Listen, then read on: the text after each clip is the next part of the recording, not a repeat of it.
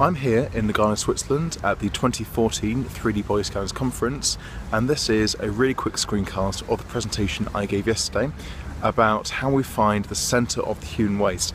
Now this is an important benchmark.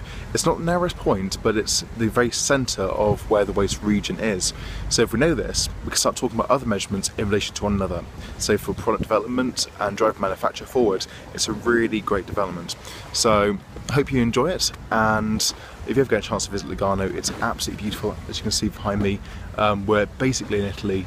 It's 17 degrees outside and it's late October. So it's a great time here, and enjoy the cast.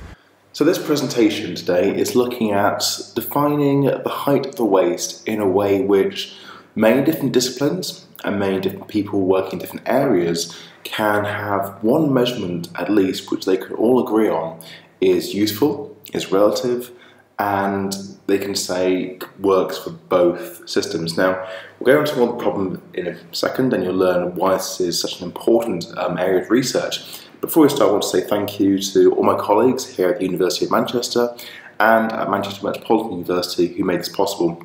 And also, if you enjoy the presentation, please follow me on Twitter at UserGenDesign. This is where lots of my work and thoughts on such things like body scanning and product development come out, so this is a great way to follow up on the podcast.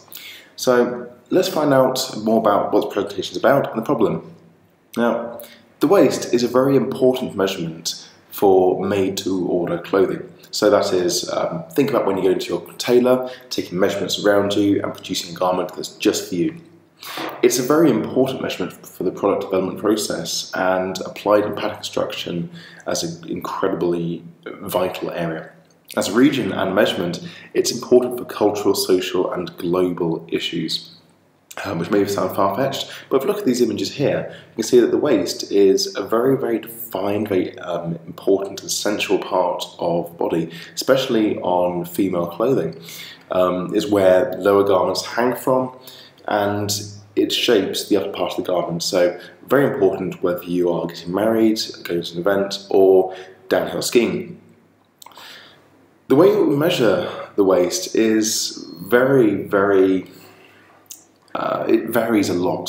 So here's the NHS, and you see that they give one load of guidelines, but there's hundreds of other guidelines that are out there talking about things in health and fashion and beauty, attraction, function, medical processes, product development, and giving you basic clothes size systems. None of them are particularly compatible. You don't know whereabouts the waist they're talking about. Is it narrowest point, is it centre point, is it lower point, is it their own way? And as well as not really being compatible, they're not really critiqued properly. So there's no one going, is the one you're putting out right? They're just out there. And as I said before, we don't know whereabouts they're talking. So if we said NHS and BMI, are you talking about a different region? Now, if you look at the human body, it slopes. It's particularly on female body, it tapers towards narrow point. So as you go higher and lower from the centre, you can get different readings. So you can end up with two readings which are non-compatible, but taken as the waist. It's a magical region. And particularly think about things like measuring BMI. If you did height to waist, which is a much more prevalent system to BMI, if you're not measuring the right area, getting different results, you can have two people of the same fat percentage put in different categories. So it's not that useful when you think of it that way. So we need to nail this out. And what we're talking about in this presentation is the exact middle of the waist region. So if you think of the waist region as being somewhere between the lowest ribs and the top of the hips, known as the iliac crest, then you get this nice line in the middle, so the central waist. This is the focus of the presentation, and it really should be maintained as a benchmark, so a relative point when defining different waist levels. So particularly for product development and practice. So other definitions do exist, but they must be relative to something. And we say that this is a very good benchmark for saying where that relativity should be. Now, if you want to have one higher than this, or one lower than this, that's fine. But it's a really good datum point to say it's relative to the mid. bear in mind that the smallest part of circumference usually runs higher in the centre, as you can see on this picture here, just below the lowest ribs. So yes, it's very, very important to get things fitting right, to know where it is, so that when we've got scans from one company going to a different company, or one designer to another designer, they can say, oh, this is, I want the exact centre, or I want the top third relative to the centre, or whatever. So that's why we do this. So just to hammer home where the biology of the body works, if we took like two hoops with strings between them and twist the hoops, as we can see at the bottom here, then you get a natural concave shape, which is what you see in the waist. As I said, it is clearer on females, but does happen on males as well. So that's where the curve comes from due to the abdominal waist. Now, in literature, the waist is generally treated in isolation, which is a single measurement. So compound definitions encompass referencing to defined characteristics that describe multiple levels of the waist region. So it's not taking in relation to other parts of the body or surface contours. Initially, it's important to understand the relationship between height and circumferences. So think about it, how if you go higher up the waist, you might get a smaller measurement, and lower down a lower measurement for circumference. So when you think about it, compound definitions, such as the narrowest point of the waist, are misleading and suggest to the layperson, so someone who's not a pattern cutter or ergonomist, that a single definition, which you can take, practitioners don't recognise it that way. So we need to understand how circumference and heights relate to waist regions, and think about definable points. Especially when you have a stable point, so that when you're thinking about the waist is here, you're placing it in the same place on the body. To demonstrate that, I've got two pictures here on the right. The man at the top has got his waist down at, or around his hips. The woman below him, his waist is really up by her rib cage. So they're both waists, but they're not relative, they're not compatible, not comparable. And if you imagine a boyfriend talking to his girlfriend, like, where's my waist? And she giving him this, and going to his gym and saying, I've got that, his instructor might think differently, you get confusion. So you can see how complex this question really is. And it's made more complex by the way it's measured and located is dependent on historic approaches and skills and tools of the measurer. The waist is not a university defined measurement or standardized how you do it. Again, another problem we get is body scanners in the current technology don't find palpable landmarks, which are landmarks you have to feel with your finger. So if you think about finding your lowest rib, you can just touch yourself on the abdomen and you can feel your lowest rib, and yeah, that's it. You can feel the top of your hip, but you can't do it very well from picture unless you have a very low body fat percentage, and even then it's very difficult for body scanners to analyse this. So predicting this region is very important for development. So you might be thinking this relies to pattern cutters and tailors and think, oh yeah, that's great, but why does this matter to me? Well, for the last 20 odd years, we've been talking about 3D printing for the masses, mass customization, in that you can walk into a scanner, so they take a few measurements in a few seconds, you walk out, and the next day this dress or pair of jeans or top arrives perfectly fitting for you. And that's a fantastic idea, but until you've got these benchmarks in the body, and we can all agree that this thing is here, this central waist is here, not above, not below, but here it is, then these things will never exist. It's that fundamental. So solving these problems will help bring about the revolution in clothing, which will affect all of our lives. It doesn't matter if you are male, female, rich, poor, middle class. It will come into affecting you if we can get these things to work. Because obviously when you buy a garment, part of the money you're paying goes into the waste. Reducing waste, better environment, better for us. So what does all this look like when you think about these different definitions I'm talking about? How varied are they? Well, we look at pattern cutting books. They give no real guidance at all about where to find the waist. They just say, take the waist sometimes. Retailers giving guidelines of how to find the jeans that fit say, oh, look for the natural waistline. And I mean, that alone is not too clear. It's not even saying the slimmest point, that is number 2 on the list. but the slimmest point on one person is different in relation to the body on another person. And when you're thinking about things like buying a pair of trousers, you want this to be pretty exact. Now, we used content analysis methods and we pulled out 17 different definitions of the waist from these different guidelines.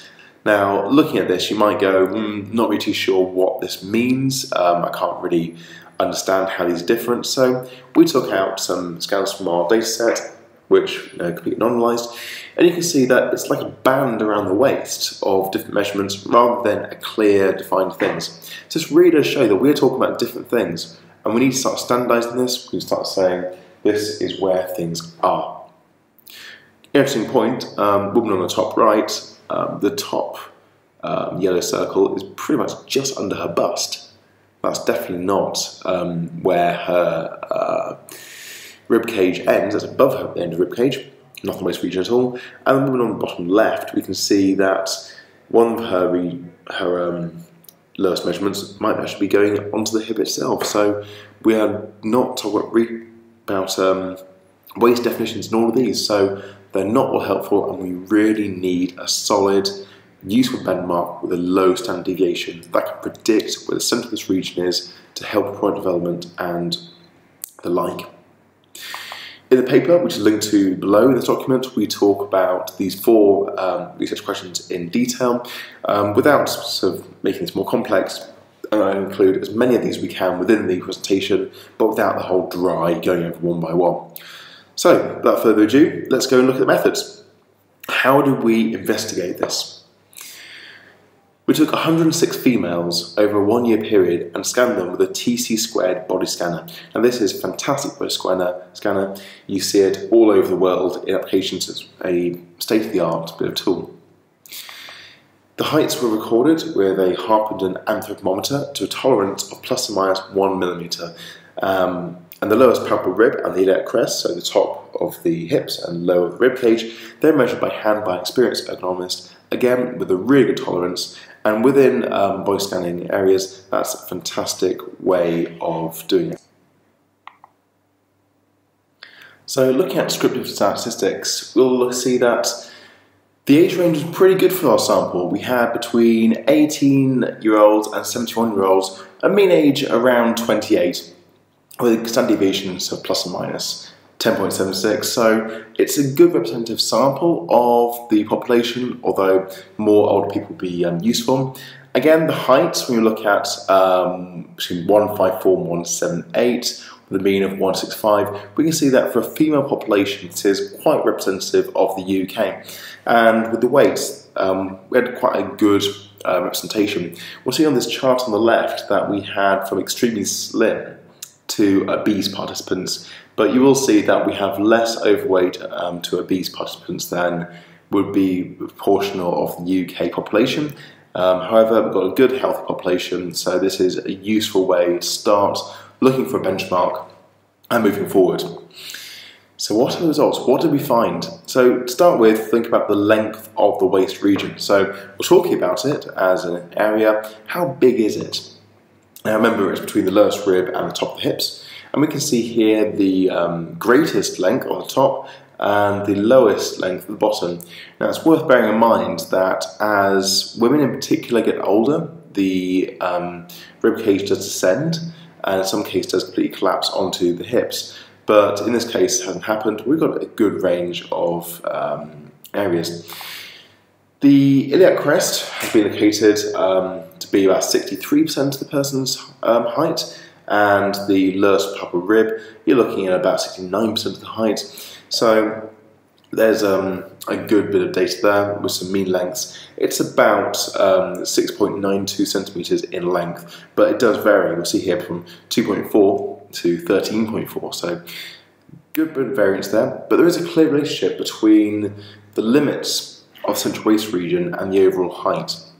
The physical length of the central waist region can be seen to vary significantly, and predicting and extracting the region may be hard, but it is potentially possible. So we do discuss these results a lot more in the paper, which is linked below, but we'll skip over it now because there's more interesting thing to think about, which is, in particular, this definition of small back plus 4, how does that compare to central waist region?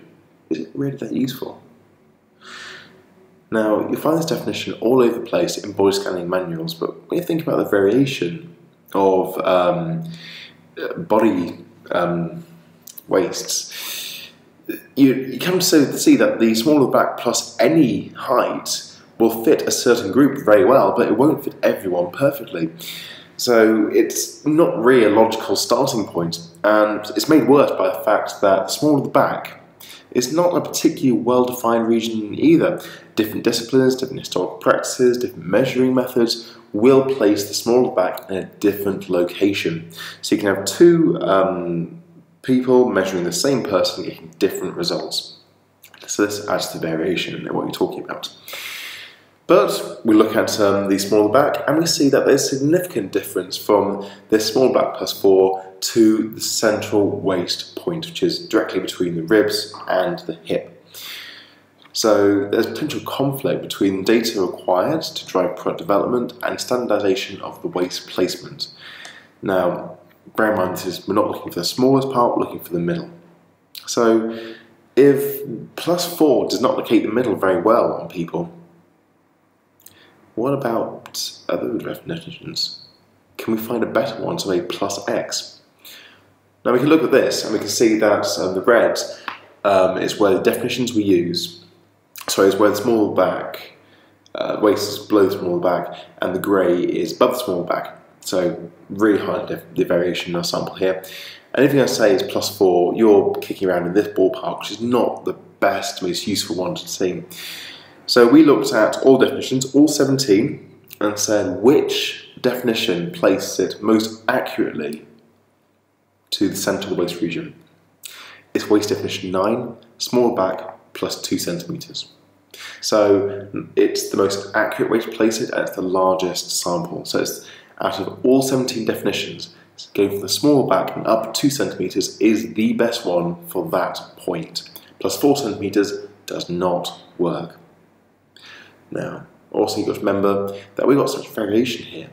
So there are some people where plus 4 centimeters actually is the right point, and it could be that plus 4 centimeters gives you the narrowest point, and that could be great for what you're doing, but it's not going to be a universal measurement. If you find a different person, maybe a smaller or a taller person, that plus 4 centimeters, you're putting the waist in the wrong location, you're measuring the wrong place, and for your custom garment where the waist is so important, you're going to get the wrong measurement. So with an automated extraction process such as body scanning, this is important and very relevant. So plus 2. This leads us to think of something else. Can the waist be predicted from other body measurements? So rather than saying small back plus this or whatever, can we do it better? So we've got 5 definitions, which is neck height, bust height, hip heights and crotch height, and found very strong correlation between the neck height and the central waist and the crotch height and central waist. Now, crotch height has a better correlation, but we found that the mean variance, so the mean prediction of where you place it is not too great. Our standard deviation was a bit higher, it was over 2 centimeters, which is above the clothes size. But we found that the waist height, if you take the waist height equals the neck height times 0.72.